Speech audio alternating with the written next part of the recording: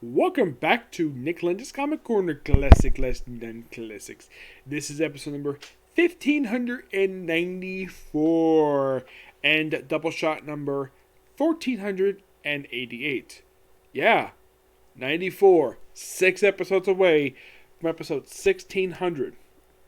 Alright, I got two fabulous women to talk about here. First up is a character that, to my knowledge, I have never discussed this one before. Well, actually I have, but in another book. We have the first of 3 trades to collect Patsy Walker, A.K.A. Hellcat. Here's a fun fact for you. This is the 3rd ever solo book for Hellcat. Well, for Patsy Walker as Hellcat. Are you thinking, really? This is the 3rd one? Yes.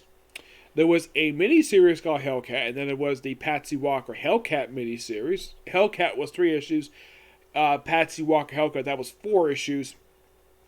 This here was an ongoing series. And today is the first and only ongoing series for Patsy Walker as Hellcat. Yeah, the only one. Yeah, to my knowledge. It started back in 2015. This is not a very long series. It only lasted 17 issues. And you're thinking, really? 17 issues? Yes. Seriously, it did. Now, a little bit of backstory on Patsy Walker herself.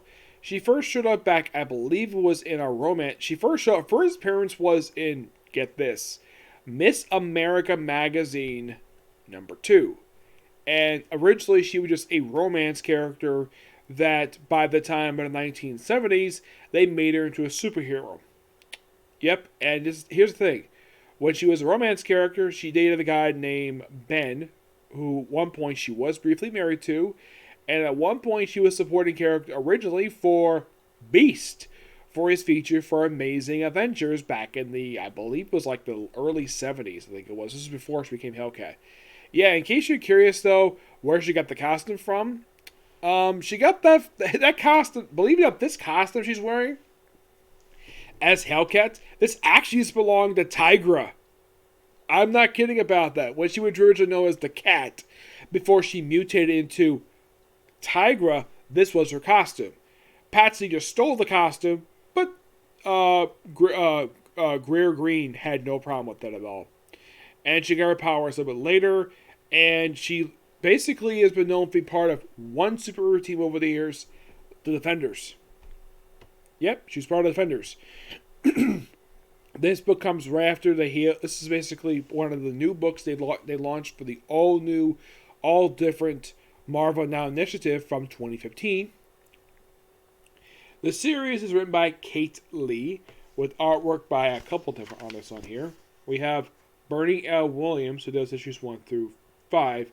The last issue, which I'm not all the big fan of, I think the artwork is okay for that one, Natasha Algeria.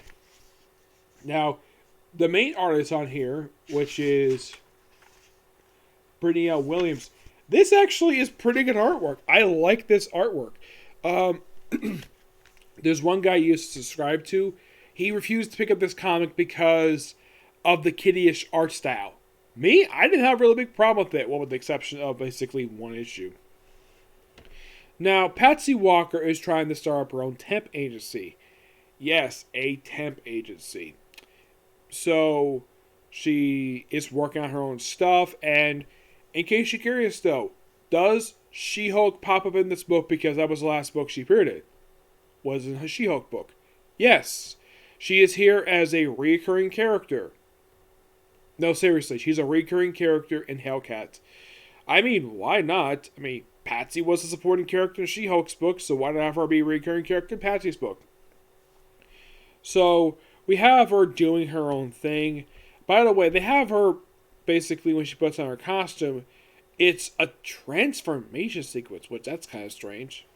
I mean, it's not like with She-Hulk, where she has like a costume underneath, she changes her skin. Oh, no.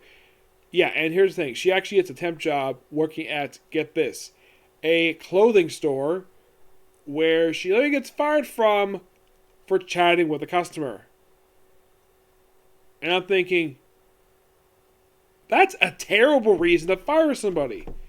Or here's the thing. Actually, no, that was not the reason she was fired. She was fired for taking a break. I'm like, that is not a good reason to fire somebody. Yeah, she took a break for 20, she was gone for like 20 minutes, and when she got back, she got fired. I'm like, really? That's the reason she got fired from this job? For like, she was working this place for like 2 issues, then she quit, and she started to have her own temp agency. I'm not really sure exactly why she wanted to do it. And we also have this character, Hetty Williams, I believe her name is. Yes, this is also related. That's her right there. That's Hetty. Yeah, she's an old friend of Patsy's in the past. And she apparently is making something without Patsy's permission. And they're in the middle of a litigation because of it. And of course, She-Hulk is her lawyer. Because of course she is. And hijinks ensue. But it's actually a pretty good start for this pretty good series. I actually liked this series when it was coming out. And I actually got this for a pretty good price. I got this book initially for about $6. Yeah, for a book that came out 6 years ago, got a big bargain. I give this book a 9 out of 10. It's a damn good book. I thoroughly enjoy it. Alright, next up is the second volume for Jessica Jones. This is The Secrets of Maria Hill. Yes, this book does star Maria Hill. Now, at the time, prior to this book coming out, the last time I could think of the writer of this book, by Michael Bendis, actually wrote Maria Hill. I think it was in the pages of McKinney X-Men. Yeah, that was the last time I could think of that he particularly wrote her. I mean, that's the only reason why that he would have her in the second story arc, was because he created the character. So of course he featured her. And this comes, now, here's the thing about her appearance in this story arc. This is just after she got removed as Director S.H.I.E.L.D. in the Civil War II tie-in for Steve Rogers' Captain America. Yes, this is actually just after that, and this all been taken into her past. We have a guest star appearance in here by Nick Fury, of all people. Also, at the start of this, basically, Luke Cage and Jessica Jones are not speaking to each other because the events of the first story arc. They'll eventually, they do reconcile by the end of the book, and of course, their daughter is so adorable. And she's an absolute great character. I am really hoping Marvel does not in the future get rid of this character.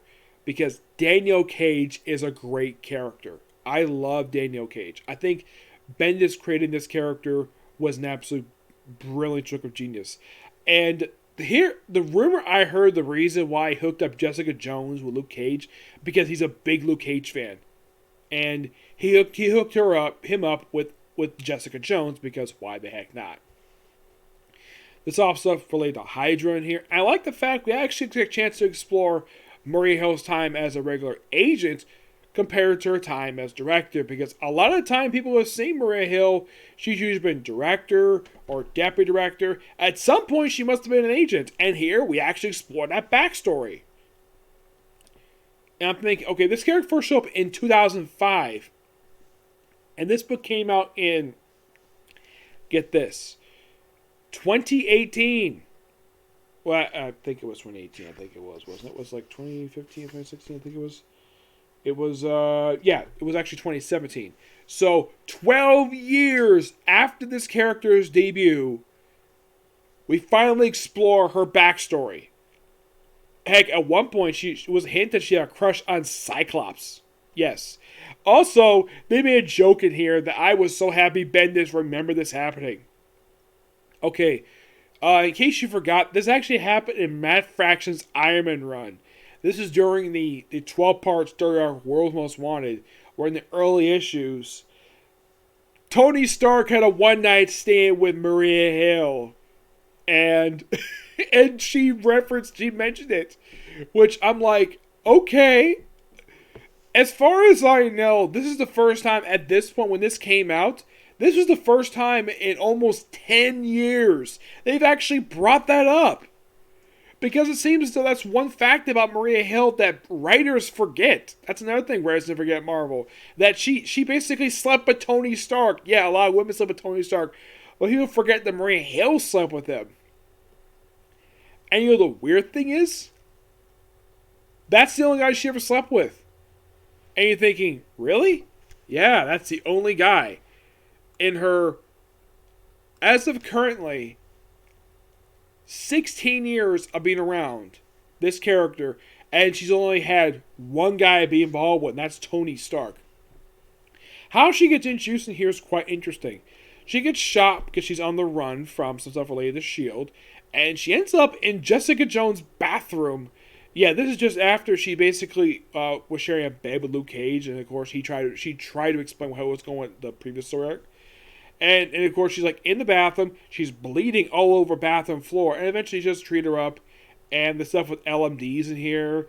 And also, get this, we also have a guest star appearance in here by an actual supervillain.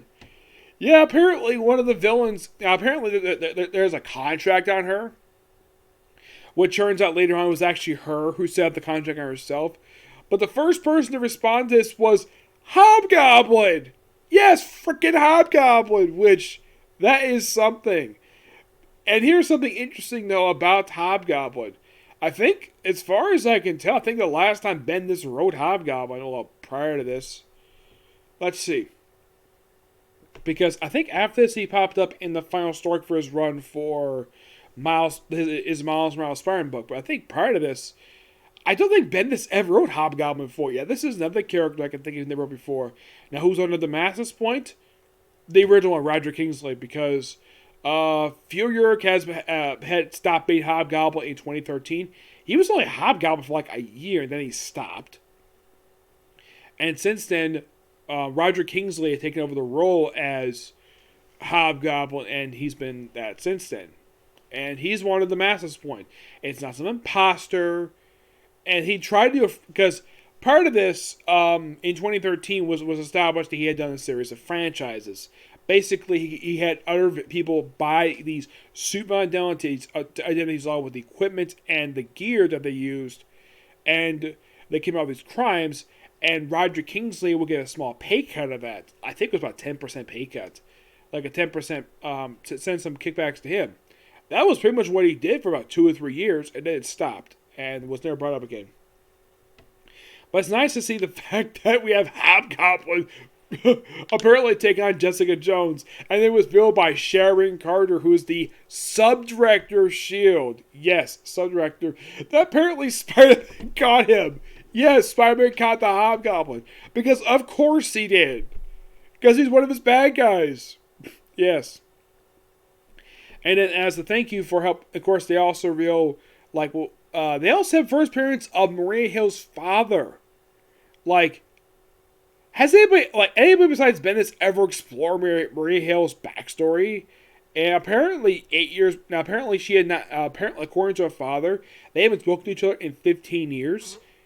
So, now it's presumed Maria Hill is probably in her early 30s, I'd say. And he said that he actually saw her 8 years prior to this. So, that was probably when she was in her 20s, I'd say, to guess. So, and of course, they solved this little contract. And then it's really something interesting, though, that sets up the final story arc of this run. Where Maria Hill tells Jessica Jones, the Purple Man had disappeared. Yes, the Purple Man. The man who nearly ruined, who basically caused Jessica Jones to drink. Yep. Great. Love this book. I give this book a 10 out of 10. It's a pure fun book. Yeah. And with both those two books, for Jessica Jones, for this trade series, there is one left. In the case of Pasty, A.K.A. Hellcat, there's 2 trades left to review. I have the second trade right here with me. I'll review that next comic corner. But yeah, 2 really good trades. I thoroughly enjoyed them. Excuse me, I just want to get the next volumes for them, like the 3rd and 5th volume for this book and, of course, Pasty, A.K.A. Hellcat. I don't know. It depends. I was lucky to find this. I found this at Barnes Books Million last weekend. I found both these 2 books plus second volume Pasty, A.K.A. Hellcat. Because I got the first volume for Jessica Jones. I went to Books Million a couple weeks back when I was up in Davenport. So, yeah. Love the back review in Jessica Jones. Great stuff here. So, yeah, that's it for this review. Stay tuned for the next review, which will be One Piece. Okay, next video. Bye.